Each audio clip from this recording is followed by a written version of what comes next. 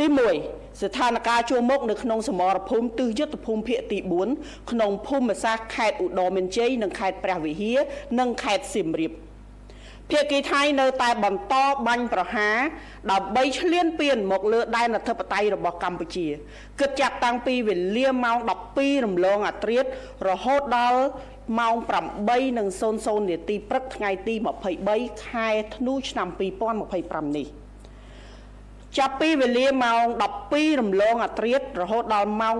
5:39 នាទីទៀតភ្លឺយោធាថៃបានបាញ់កាំភ្លើងធំរថក្រោះចូលក្នុងភូមិសាស្ត្រប្រាសាទតាមាន់នៅវេលាចាប់ពីវេលាម៉ោង 4:00 នាទីទៀតភ្លឺ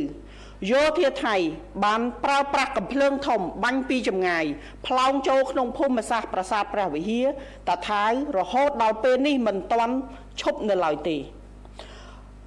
នៅវេលាម៉ោង 5:30 នាទីយោធាថៃបានបាញ់កាំភ្លើងធំរថក្រោះបន្ថែមទៀតចូលទៅក្នុងភូមិសាស្ត្រតាមាន់ប្រាសាទតាមាន់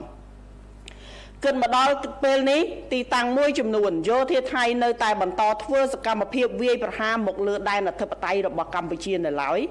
ប៉ុន្តែកងកម្លាំងរបស់យើងនៅកំពុងប្រយុទ្ធតស៊ូយ៉ាងស្វិតស្វាញជាមួយសត្រូវឈ្លានពាននិងបន្តតាមដានដោយយកចិត្តទុកដាក់និងប្រុងប្រយ័ត្នខ្ពស់ជានិច្ចក្នុងការបំពេញតួនាទីរបស់ខ្លួន